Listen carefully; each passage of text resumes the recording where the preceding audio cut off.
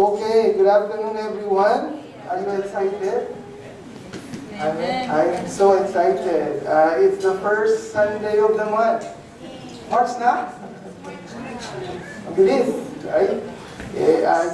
Parang yesterday, it was just like Christmas or New Year, now we're celebrating all together. But now, it's almost like end of the first quarter, right? So today is March 1st, sakto, 2026. It's the first Sunday of the month, another theme. And for this month, we have the theme focusing on the church. So probably you will notice that too in our anniversary this coming Sunday. So advance invitation. This coming Sunday will be our 12th year. Wow, 12 years. Tumatanda na ako, tumatanda na rin kayo. 12 years na ang MCS. Right? So, let's invite people to come here on next Sunday, right? So, the theme for the whole month, including the theme for this Sunday, it's about the church. So, for this afternoon, I'm going to align myself with the message. It's all about the church. So everything that pertains about the church, we'll be discussing it, right? And today, we'll be studying on one of the commonly questioned topics about the church, right? And this is the understanding and manifestation of the spiritual gifts. Okay, so you can see that on the board, right? So we will be studying the manifestation of the spiritual gifts. Spiritual gifts like faith, healing, and everything that comprises the gifts of the Holy Spirit. Okay, so I guess probably some of you are already familiar with that. And our text will be coming from, let me turn this thing on. One sec. Yeah. Our text will be coming from the book of First, or the letter of Paul to the Corinthian church. Okay. See? Is it working? No. No? Why is it not working? Baliktad? It's not working as computer. Mark, is it working? Yung paper.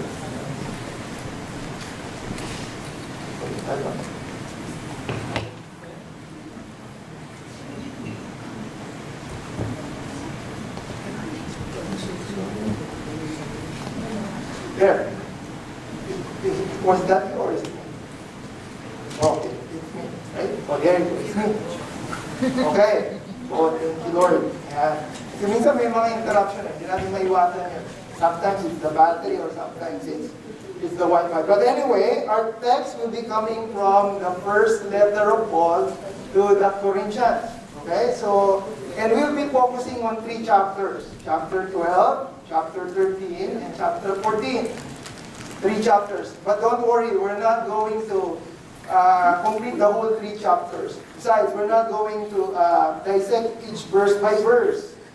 But rather, we're just simply going to discuss the context as we go through some of the selected passage on those 3 chapters. Right? 12, 13, and 14. Okay? And if I cannot finish this, I'm gonna cut it into 2 parts. Okay? Para hindi naman kayo matagalan. Okay? So, okay. Probably some of you might ask, why do we need to study about the spiritual gifts, right? Why do we need to study the spiritual gifts? Is it really important? Of course, it is, right? More importantly, for us to understand what the spiritual gifts are and how we should align our thinking based on what the Scripture says. Kasi, you know what? This topic about the spiritual gifts, there's so many interpretations. There's so many people trying to understand this according to how they think about it. But for us, we will try to base it from what the Scripture says. We will try to understand how to comprehend and how it is being exhibit in our Christian life. When you say the word exhibit, kung paano siya nakikita, okay? Paano siya nagmamanifest. But before we do, let me give you some idea of what we're going to discuss or talk about. To give you some idea, evolving the subject of this spiritual gift. Let me see if I could play that film clip. Can we close the light, please? Para makita natin yung film clip. Yan na lang si Ana. Let me see. Mark, are you already connected to the audio? Just connected to the audio. Yes, the Spirit of the Lord. That's the power of God coming on you. That's the anointing of God. It's a radical last day anointing. It's an end day anointing, an end time anointing. There it is, there it is, there it is, there it is, there it is, there it is, there it is, there it is, there it is, there it is, there it is, there it is, there it is, there it is. Korabashata, rabakarabashata. Holy fire! Holy fire! Holy fire! Holy fire! Oh, that's real. This is real. This is real. This is real. That's it. That's it. That's it. That is a whole new level of breakthrough in your life tonight. A whole new level of breakthrough in your life tonight. You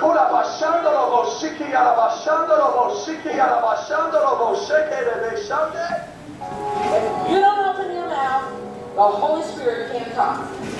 All right, now I want everyone to raise your hands and we're going to pray in tongues. Hallelujah, let's do it. Oh, we love you, Jesus. So, koho rashada kamala busida. Oh, rashada kamala busida. Holy Spirit, God, He's here. Feel His power. Feel His power. This is you talking. And the Holy Spirit is going to whisper in your ear what to say. You have the answer. Don't stop. Don't stop.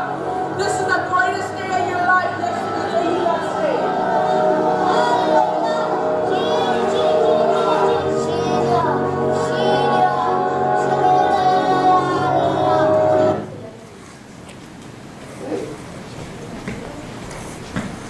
Let's turn on the light. Thank you. Thank you, Mark.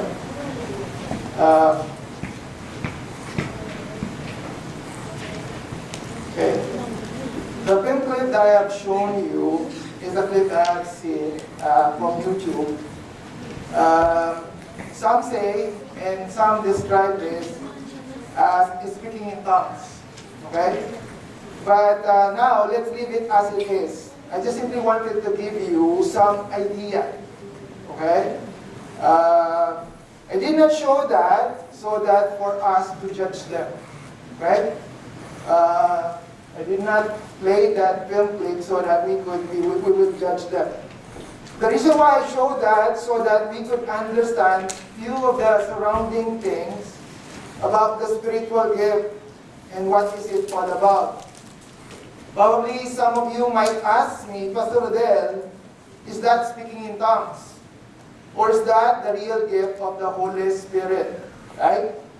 Well, I will let you evaluate and decide it based on the preaching or the message that we will be having this afternoon. So I want you to focus. Right? Again, this is not something that, it's not happening. It's happening on other places, right? And my question is it really important for us to understand it? Yes, because it's part in the scripture. The thing is, we want to understand more about this. Okay? My question, who among us here have seen or have experienced seeing people who do things like this? Nakakita na ba kayo? Have you experienced seeing and, or been exposed? I myself have been exposed, or I have seen some. Okay? Though I don't do that. Pero nakita ko na siya. I have seen it. I do believe probably some of us here, experience it. We have seen people claiming to be speaking in tongues. Though personally, like what I said, I myself haven't experienced experienced it. So my goal for today, is that I would like us to understand this idea about the spiritual gifts so that we will not be misinformed. Okay? So that if we see it, at least meron tayong idea. Hindi tayo parang, zero idea about it. Right? So that when we encounter such, we would not just be observing it and looking at it without understanding what it is or what it is really all about. Again, it is not our intention to judge people, but to understand what is it all about. Okay? So, wala tayong ganong judgment here. Let me show you some facts and problems. Okay? Nowadays, there are lots of issues that is happening in the evangelical church. And there are some issues which basically pertains to the issue about spiritual gifts. Okay? There are some misunderstanding, as you could see on the board, yun yung mga problems. Misunderstanding about the spiritual gifts. People were misguided, they were misinformed. And people that are misinformed, they misbehave. Right? That is the cause effect. Pagka hindi mo alam, nakakaroon ka ng misbehavior. Right? And to some extent, they abuse. Abuse of the use of or the practice of the spiritual gifts. Misbehaving people become seeker or after for the miracles, but not understanding the real intention of the spiritual gifts. Maraming mga tao, they just simply, after for the spectacular thing that is happening. But sometimes they don't have a theological understanding where that it comes from. And in effect, this also causes wrong belief and wrong teaching. Right? Pagka hindi mo alam, what's the effect? Of course, you will just simply follow things that is being spoon-fed to you. And did we know that there are some divisions that happens within the local church because of the practice of the spiritual gifts? One of the issues that divides evangelical Christian today concern the spiritual gifts. Maraming mga nagkakaiba-iba, maraming nagkakaroon tayo ng division because of the spiritual gifts. I will discuss that further. So for now, if we're going to ask, is it important for us to understand this? What can you say? Yes, right? Because it's in the Bible, so we have to understand it. And so, this is something that we will try to understand today in our message entitled Understanding the Spiritual Gifts. Okay? So, we'll try to understand. But before we do, let's proceed first in a word of prayer. Ask muna natin ng Lord na bigyan tayo ng guidance. Let's pray to the Lord. Our Heavenly Father God, Lord, once again, we would like to thank you for this opportunity that you have gathered us here, Lord, so that we could study your word, study the scripture, Lord God, to praise you and to worship you, Lord God, in our midst. And Lord, we just pray that whatever we would learn from our message tonight, Lord, help us to understand it. Lord, I personally pray that you will be the one to deliver your word, that you will be the one to preach it, Lord God, and that you will only use me, Lord God, as your mouthpiece.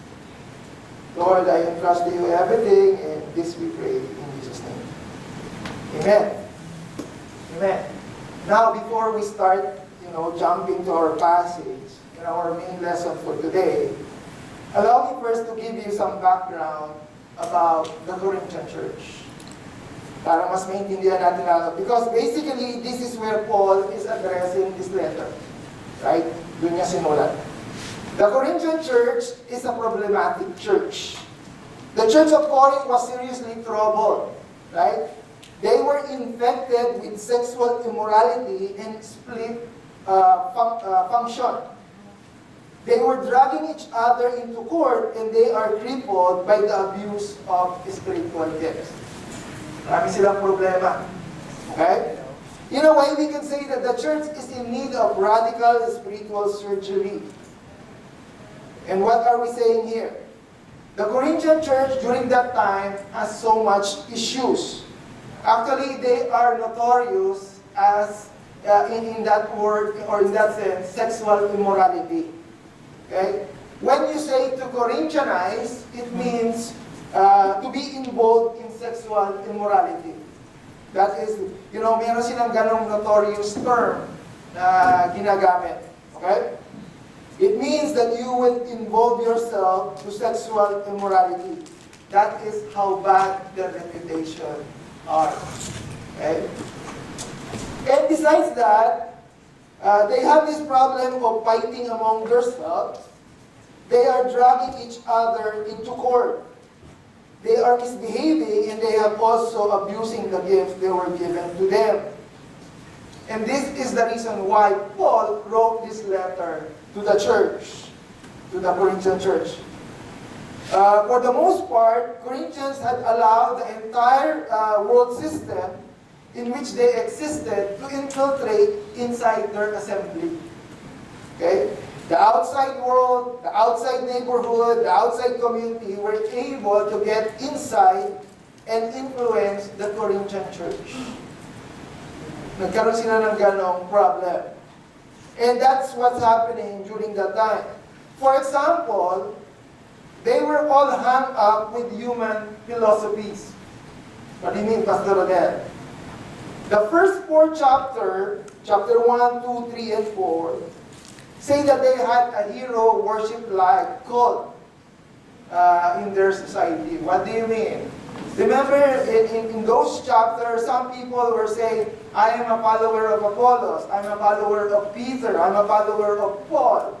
So they come up with this kind of, mindset that, oh, he's my hero. He's my hero. He's the one that I should follow. So that is something that the Corinthian church is causing trouble. Remember on the, like what I said, on the first 4 chapter, that is what's happening. If you are going to read 1 Corinthians chapter 3, that will be discussed there. They were also involved in terrible, gross sexual immorality. Okay, chapter 5 and chapter 6. If you're going to read the 1 Corinthians chapter 5 and 6, you will understand what I'm talking about their problem regarding sexual immorality. They were suing each other in court. Chapter 6 talks about that. Right? That they fight and that they bring or drag people into court. Okay? So, ganun sila kabait. Nagdedemandahan sila. Right? And what else? They had fought up the homes and marriages. They have issues with the marriage. They misevaluated the whole thing about marriage and about home, and this was discussed by Paul in chapter 7. Right? I remember Paul discussed this issue about marriage in chapter 7. They were also confused about pagan feasts and idolatry and the things offered to idols. Chapter 8, chapter 9, and chapter 10, this has been discussed. You know those food that's being offered to idols? You could find that issue on those 3 chapters. It talks about that. And also they have grouped up the proper place of woman in the church. They have issues of how a woman should behave inside the church. And chapter 11 talks about that. And then, they have misinterpreted the whole dimension of the spiritual gifts. And chapter 12, 13, 14 talks about that. And that is what we're going to discuss today. So, what did you notice? From chapter 1 up to chapter 12, it's all issues, right? So basically, what we're trying to say here is that the Corinthian church is all messed up. Okay? And that is the reason why Paul wrote this letter. Listen to this. This letter is not to tell them, oh, I'm encouraging you. It is not an encouragement letter. But this letter is intended to correct them because of their problem. It is a letter of correction. Diba? Ibig sabihin, kung babasahin natin siya, if we're going to read the whole letter, we won't see encouraging words. But most of the time, it will be instruction on how, to address the problem. Right? So, that is the problem of the Corinthian church. Their problem is rampant. They have left the entire mass of satanic system that existed in their society infiltrating the church. Kung saan nahawa sila. And again, that is the reason why Paul addressed that issue. And that is also the reason why we are studying the things that we're going to study today, because we need to protect our church too. That is the theme for the month, the church, right? People will not just simply come in here and start changing the way we believe, changing the way we understand, right? Remember, once it comes in, it will come with pagan-style religion, with all the ecstasies and all the eroticism and all the sensualities.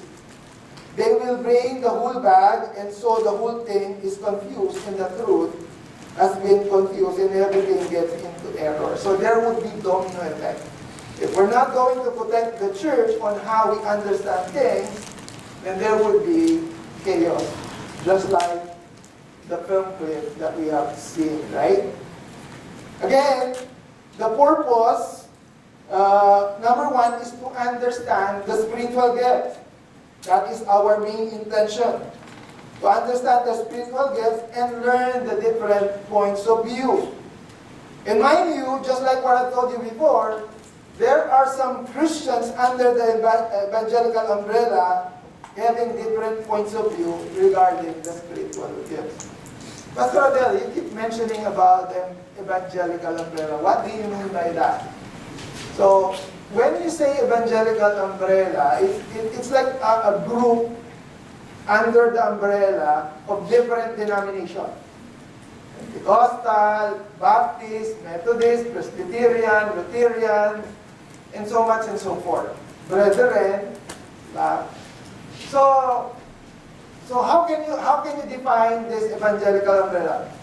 The evangelical umbrella, we have all the same major doctrine. Right? Meaning to say, we are all following the doctrine of Trinity. We believe on the sacrificial death of the Lord Jesus Christ, that we are saved through Christ alone, and we follow the authority of the Bible. Other than that, those are minor preferences. Doon tayo nagkakaiba-iba. Okay? But in major doctrine, we are all the same. Okay, so I'm just simply giving you some idea about what the evangelical umbrella is. So if you have your Bible, I'd like to invite you all to open it in First Corinthians and open it in chapter 12.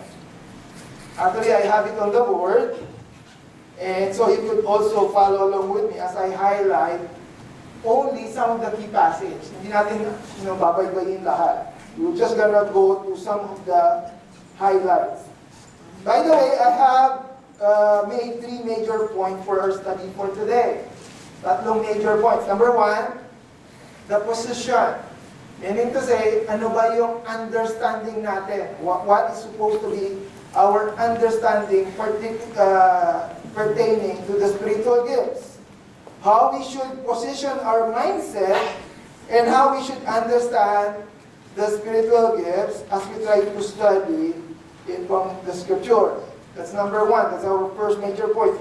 Number 2 is the purpose. What is the intention of the spiritual gift? And lastly, the pattern. So we have 3 points. The position, the purpose, and the pattern. The pattern is the proper manifestation, proper exhibit of the spiritual gifts. Okay? And those 3 major points that we're going to discuss, I also have several sub-points. Okay? Under the position, we will discuss about the subject, the sign, the source, and the summary. Okay? And under the purpose, we will try to see the similarity, the supreme, and the significance. And lastly, under the pattern, we will just simply try to understand the system. So there will be 8 sub-points under 3 major points. Okay? 3 major P points, kasi puro P, and then there will be 8 S sub-points on those 3 major points. Okay? So, let's start.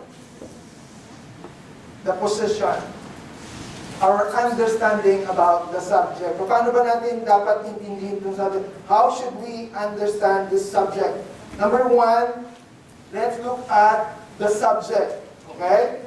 Look at what it says. Sabi nga, now, dear brothers and sisters, open your Bible, chapter 12. Regarding your question about the special abilities the Spirit gives us, look at this. What did Paul say? I don't want you to misunderstood it. Misunderstood this. Okay? Or misunderstand this. So sabi ni Paul, ayoko hindi nyo maintindihan. And that's the reason why we need to study. Right? So now, position. Yeah, here.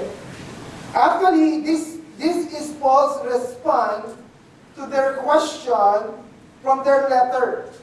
Originally, they sent letter to Paul at first, and this is how Paul replied. Open your Bible in chapter 7, verse 1. Ano sabi doon? So chapter 7, verse 1. Sabi niya, now concerning the things of which you wrote to me. So ibig sabihin, after chapter 7, verse 1, up to succeeding chapter and verse, Paul is just simply replying. Kasi sumulat yung mga taga-Corinthians sa kanya about all the issues. So, nag-respond si Paul.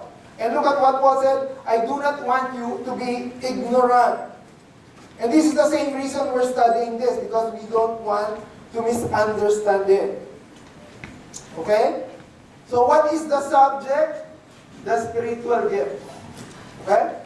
This is the subject. And let's try to define what the spiritual gift means. In Christianity, the meaning of spiritual gift, it is the endowment or the grant which may be given by the Holy Spirit. These are supernatural graces which individual Christians need to fulfill the mission of the church. Ibig sabihin, binibigay daw ito ng Holy Spirit to extend His grace so that we could fulfill the mission of the church. Now, it is safe to say that this is something that the Holy Spirit gives to those Christians during the day of the apostle. And this is in order to fulfill something for the mission of the church. And this can be applicable even to us now. Okay? In Greek, it is called charism or charismata. And basically, this is where the word charismatic was taken from that word spiritual gifts. In a narrow sense, it is a theological term for the extraordinary grace given to an individual Christian for the good of others. What did you say, Pastor Adel? It is something that is given to a Christian for the good of the church or for the good of others. Spiritual gifts. Yun ang topic natin. Yun ang big word natin ngayon. Spiritual gift. Okay. But the problem is, there are some misconceptions. A lot of people are having misconception about the spiritual gifts and the fruit of the Holy Spirit. Minsan napagbabaliktad nila. Okay? Sometimes they interchange the spiritual gifts to the fruit of the Holy Spirit. They intertwine. The fruit of the Holy Spirit is the product of the gift of the Spirit. What are the fruits? Fruits are love, joy, peace, patience, kindness, goodness, faithfulness, gentleness, and self-control. These are the fruits. Okay? That is the after effect. The gift of the Spirit given to Christian so that we will have a fruit. Kaya tayo binigyan ng gift of the Holy Spirit so that it will produce fruit. Okay? It is not fruit first before the gift. Right? So I hope you catch that. And what else can we see here? We could see here that Paul is concerned that there is something wrong in the Corinthian church. Right? Sabi niya gano'n, no? I don't want you to misunderstand this. Because in the back of his mind, he already foresee something is wrong with them. And that's the reason why he was saying, I don't want you to miss this. Right? He says, regarding your question about the special abilities, Paul already sensing that there's something wrong with the Corinthian church. Remember the first few chapters that I mentioned? He's been discussing a lot of issues about the Corinthians. And this time, he would like to address the issue about the special abilities that the Spirit has given them. Okay? So basically, the subject of our discussion is the spiritual gift. That's the subject, right? So now, let's move on. That's the subject. Let's move on to the sign. Okay. Look at verse 2. Sabi doon, what do we mean by the sign? Sabi dyan, you know that you were Gentiles, carried away to these dumb idols, however, you were led. Therefore, I make known to you that no one speaking by the Spirit of God called Jesus accursed, and no one can say that Jesus is Lord except by the Holy Spirit. See that, right? Yun naman ang sinabi sa Scripture. So basically, what is Paul trying to say here? Well, what Paul is trying to say here is that there was a time that you were still unbelievers. Yun ang sinasabi ni Paul eh. May panahon na you are still unbelievers. There was a time that you were still pagan. Okay? There was a time that you were still worshiping speechless idol. Ano sabi niya, di ba? Sabi niya, you know that you were Gentiles carried away to these dumb idols before. However, you were led. Sabi niya gano'n. Paul is making a comparison of how they were before and how they are now. Right? Though they have some problems inside the church, right? And sabi niya, ganito kayo before eh, but now you are led. But look at this on verse 3. He said to that, I want you to know that no one speaking by the Spirit of God will curse God or curse Jesus, and no one can say Jesus is Lord except by the Holy Spirit. Nakita niyo yun, di ba? Verse 3. So what is Paul trying to say here? Did you see the sign? Nakita niyo ba yung sign dyan sa verse 3? Okay, once again, I'm just simply trying to express how I understand this. A lot of people were trying to say that the sign of the Holy Spirit is for you to have all the gifts. Merong mga ibang nagsasabi na in order for you to see that the person has the Holy Spirit, he needs to have all the gifts. No. That's my answer. In order for us to know that the person has the Holy Spirit in him, look at this, he needs to have the ability to what? To profess that Jesus Christ is Lord. Ano sabi doon? Sabi nga lang, except by the Holy Spirit. Meaning to say, ang sinabi ni Paul, ang makakapagsabi lang ng Jesus is Lord is someone who have the Holy Spirit, because the Holy Spirit is the only one who could say that. Of course, unless you are truly, right, filled by the Holy Spirit. That's what it means. Paul is saying that the sign to see that we have the Holy Spirit, it is not because you are performing miracles or we are talking in different languages that make us to have the Holy Spirit, but in order for us to know that the person has the Holy Spirit in him, he needs to be professing that Jesus Christ is Lord. That is the sign. Of course, truly professing Jesus Christ is Lord connotes more defined meaning. Okay? Ibig ko sabihin, hindi natin pwedeng sabihin na ito yung sign. Based on the statement ni Paul, ang sabi niya, no one can say Jesus is Lord except by the Holy Spirit. So if a person is saying Jesus is Lord, professing it truly inside his heart, meaning submitting himself, subjecting himself to the Holy Spirit, then he could say that. Right? So that is the sign. Okay? In order for us to know that the person has the Holy Spirit in him, he needs to profess that Jesus Christ is Lord. And like I said, that is the sign. Okay? Okay, we talk about the subject, which is the fruit of, the gift of the Holy Spirit. We also talk about the sign. Okay? And now let's look at the source. At the source. It's verse 4 to 6. Sabi sa verse 4 to 6. Verse 4 to 6. Ayun, kumano.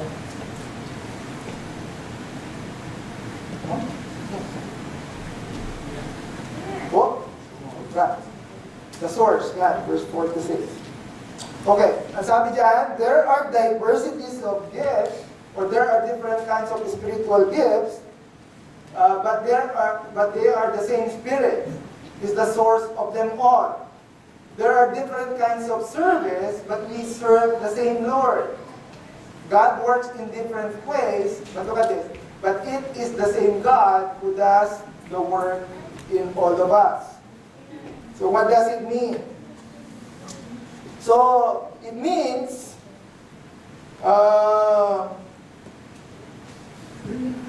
that I don't think that no one will argue, but the source of the gift and the fruit of the Holy Spirit is given to us by God Himself. Siya ang source. You agree, right? The gift of the Holy Spirit Himself is God. Nasabi dyan, right? So what can, if God is the source, then what can we see here? Or what can we conclude here? So we could conclude here, listen to this, that the gift of the Holy Spirit is not something that we could learn. It is not something that we could be trained for. This is not something that people can teach somebody else. Right? Ang sabi dyan, what's the word that he used? It is given. Kaya hindi, meron kasi po na iba nagsasabi na in order for you to have, the gift of the Holy Spirit, you just simply have to do this. You have to do that, you have to do this, you have to do this, you have to do that. No. Ang sabi dyan, it is God who gives, and He was the one who provided to us, right? Paul is explaining to them that the true gifts of the Spirit comes from God. Paul is explaining that there is variation, that there are several types. Okay? Ano sabi niya doon? There are diversities of gift, but the same Spirit. There are differences of ministries, but the same Lord. There are diversities of activities, but it's the same God. So I mean to say, ang sabi ni Paul, iba-iba. Actually, there are two types of the gift of the Spirit that we could classify. The first classification is the natural abilities, and the second one is the spectacular or sign gift. Okay? But all of these came from the same source. And that is what basically Paul is saying. Okay, we can see that in the succeeding detail. So we need to understand, okay, now what's the subject? It's the gift of the Spirit. Now this is what we were discussing. We understand the sign. The sign of the Holy Spirit is not about how you perform or how it is manifested, but based on what Paul said, right? That if a person, sabi doon, the sign that we need to understand is if a person professes that Jesus Christ is Lord, it can only happen if he has the Holy Spirit, right? So, let's try now to to summarize it. Okay, so we see the subject, the sign, and the source. Now let's try to summarize. Here's the summary. Okay. Ang sabi sa verse 7, but the manifestation of the Spirit is given to each one for the profit of all. Again, yun ang purpose. Look at verse 8. Sorry, sundan nyo lang ako sa Bible ninyo. Wala pala ako doon. Sabi niya sa verse 8, for one is given the word of wisdom to the Spirit, look at this, to another the word of knowledge, to another the same Spirit, to another faith by the same Spirit, to another gifts of healing, and the same Spirit, to another the working of miracles, to another prophecy, to another discerning of spirit, to another different kinds of tongues, to another the interpretation of tongues. So basically, if you're going to understand that, it basically means that not everyone has everything. Ang sabi niya, yung iba, itong binigay. Yung sa kanya, ito. Yung kanya, ito. Right? So if we're going to look further on the scripture, we can find the gifts of the Spirit on the following letters too. Romans chapter 12, 1 Corinthians chapter 12, this is what we're studying. 1 Corinthians 12:28, and Ephesians chapter 4, verse 11. Actually, in 1 Peter 4:11, meron din. Look at this. You will notice that from the account that they are overlapping. What do you mean? I mean that some of the items listed that is mentioned in Romans were also mentioned in Corinthians. Right? Ang sabi doon, di ba? Yung sa Romans, prophecy, pagdating din sa Corinthians, sinabi rin yung word na prophecy. So it's overlap, right? It overlap. And from that list, we will also notice that some of them are called the gifts for the church offices. Right? You could see that on 1 Corinthians 12 and Ephesians 4:11. The office of the apostles, the office of the prophets, the office of the teachers. So, ibig sabihin, merong mga roles, right? Now, the big question that I have for everyone is, according to that list, which gift do you think you have? Sa palagay nyo, ano yung gift na binigay sa inyo? Ano? Ang dami niya, di ba? Remember, each Christian is given a gift of the Lord. Marami sa atin dito, I would say, marami sa atin dito may gift of giving. May gift of serving. Yung pag kumakanta ka sa church, you're serving, right? When you are helping the church, you are giving, right? So that's a gift. Faith, of course, everyone has faith, right? Yung iba, teacher, right? What else? Health, administration. Yung iba sa atin, magaling sa pag-administer dito. May mga officers tayo, right? Merong teacher, pastor, evangelist, right? So those are some of the gifts that I think common to everyone, right? I think most of us will say, Pastor Adele, that is the gift that God has given me. Right? We can say that. That's not a problem. Some might say, I think that I have that kind of gift. But you know what? Just like what I've said a while ago, I was saying that that there are some division that is happening in the local church and sometimes caused by the spiritual gift. I mean, not because of the spiritual gift, but on the issue of understanding it. Right? Individual interpretation. And where can we find that mostly? Saan natin makikita yung, sabi kasi sa Bible, nagkakaroon ng division. So where can we see that mostly? Actually, we could see that mostly here.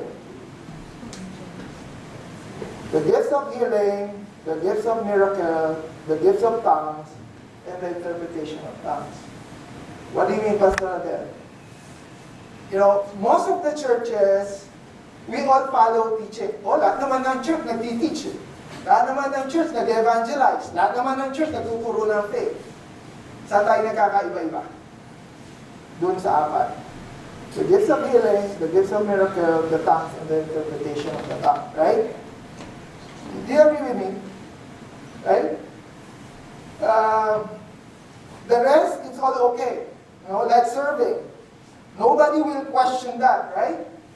Nobody will question about teaching or exhortation because we could still see that happening nowadays. But sometimes we try to question, is this still happening? Is this still happening, the gift of tongue? Is this happening, the gift of miracle? Is this still happening, the gift of healing? We'll try to answer that later, okay? I'm still not trying to give you my personal point, but we're just simply trying to understand it based on the scripture. And this is where I would like to come in. You know, I'm not going to discuss the other gifts, but I would like to focus more on those gifts that I mentioned a while ago that is causing some question and some division among the evangelical church. Wala natin pag-usapan yung teaching, kasi lahat naman tayo nag-teach, right? Pag-usapan natin kung saan tayo nagkakaiba-iba. But the problem is, like I said, this is where most of the issue is coming from. And I want us, everyone here, to be open-minded, okay? Like I said, we are not here to judge, but we are here just to understand. You know, some church, they say, or some church, they do speaking in tongues. But did you ask, how about our church? Do we do that? Have we questioned, like, Pastor Adele, what is the stand of the church pertaining to this topic? Natanong niyo na po ba yun? Have you considered asking that question? Okay, like what I've said, every church has their own preference and they have their own understanding. And basically, what I'm preaching right now is based on what I believe this church is based from or standing by. Okay? So, in the summary, we see the gifts on several passages from the Bible. We see them overlaps. We see that not all, but some causes different preferences and interpretation from other local church. This is the one causing groupings or division. And as for MCF, we have our own stand based from our stand and interpretation. Okay, so like what I'm just simply saying that some church, they have their own interpretation. And as long as we are all the same in the major doctrine, it's okay. We respect them, right? Now, let me move to my second point. Maybe I'll cut into my second point only. Hindi ko na gagawin yung third point. Okay? Sa susunod na lang yan. Let's look at the purpose. The purpose. What is the purpose of the spiritual gift? Now, if you're going to notice on the same chapter, before Paul started enlisting the spiritual gift, he has stated the main purpose of the gift, right? Let me see. Do I have that? No, I don't think so. Verse 7. Sabi daw sa verse 7. No, I don't have it. Verse 7, sabi niya sa verse 7, but the manifestation of the Spirit is given to each one for the profit of all. So, ibig sabihin, we have been given the gift of the Spirit for the profit of the church, of all. He strengthened or stressed more on the idea that the Holy Spirit is the one who decides which gift each person receives. Now, in verse 4, he said, there are different kinds of spiritual gifts, but the same Spirit, same source of them all. There are different kinds of service, but we have the same Lord. Right? So, meaning to say, there are different, and there are diversities. Then on verse 11, he says, He is the only one He is the one and the only who decides to distribute all these gifts. And then he said, He alone decides which gift each person should have. If you check verse 11, that is what it says. The Holy Spirit is the one who decides which gift each person should receive. So it is not possible to say, oh, I need to learn this gift. Right? No. It is not for us to learn that gift because it is the Holy Spirit who will decide whether He will give it to us or not. Hindi natin pwede sabihin na hindi, aaralin ko yan para matuto ko yan. Of course, we could ask the Lord through our prayer, but it is He who will decide. Basically, what I'm just simply trying to say here is that, it is not something that we could be trained for. Kasi like what I've said, some people will say, just open your mouth and you could start doing this.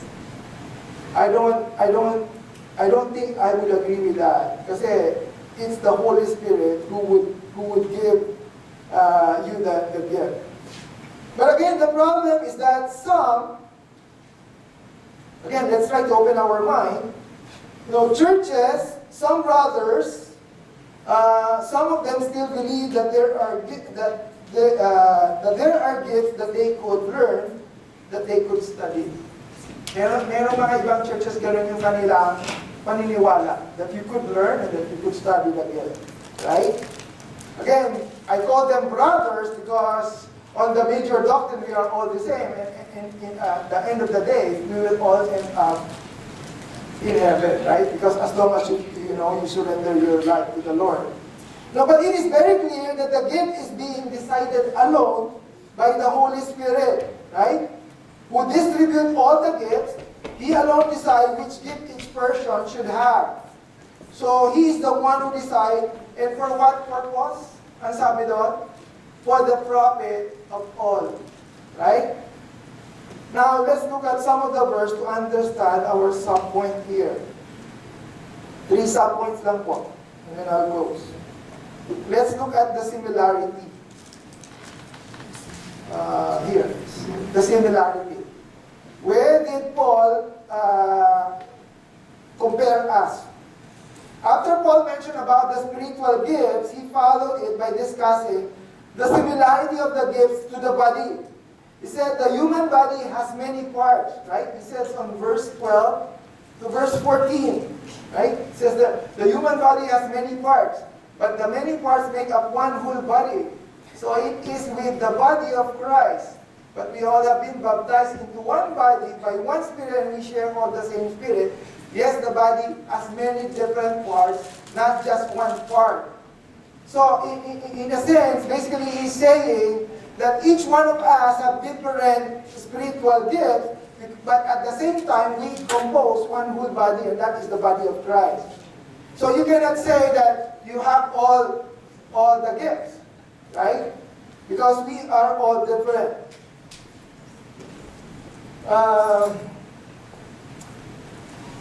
The foot cannot say that he's just a foot. The hand cannot say that he's just a hand. We are all part, and all our gifts are part of the whole thing. What do you mean, Pastor Odell? The purpose is we have to submit our gift so that we could help the whole part. Ibig sabihin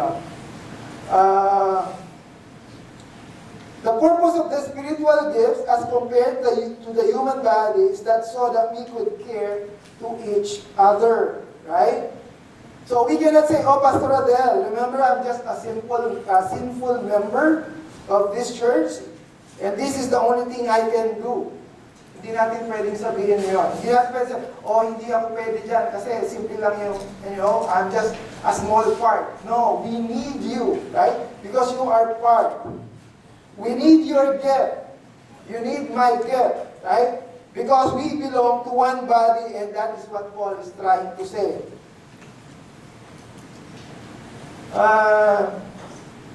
Here, if you don't use your gift, if you don't share your gift, you are robbing us. What did he say, Pastor? The scripture said that we are part of the whole body. Right? Probably you are the feet, probably you are the hand, probably you are the eyes. And then if you say, oh, I don't want to function as an eye. How can we become complete? Right? So basically that's what I'm saying. If you don't use your gift, then you are selfishly robbing us. Because we have to share all our gifts to compose the whole body. Right? So we have to share the gifts to one another. Marami.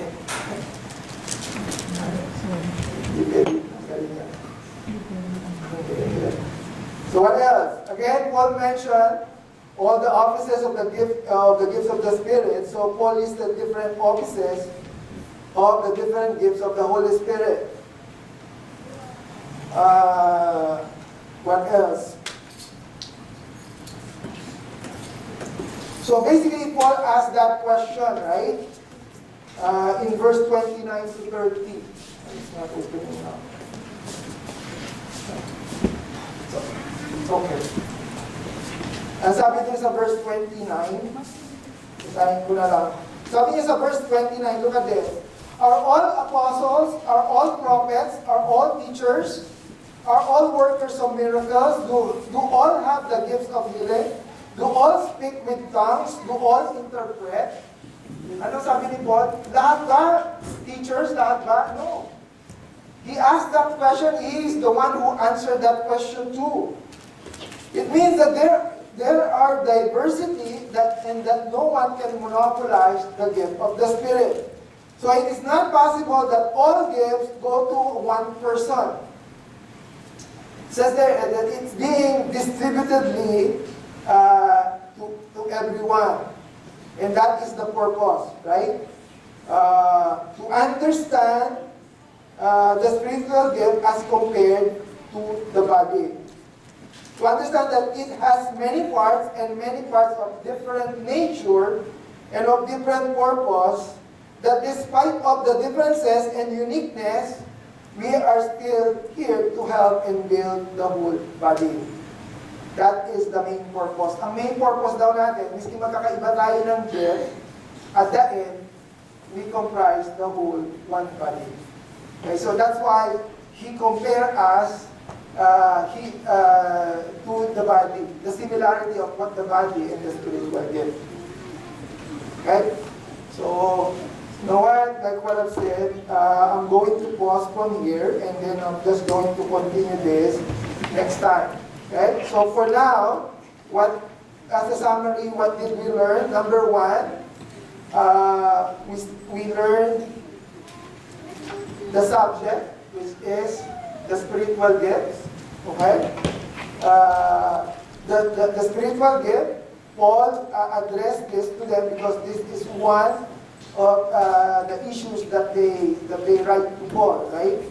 And like what I've said to everyone, you know, the subject of the spiritual gift sometimes causes division among the church.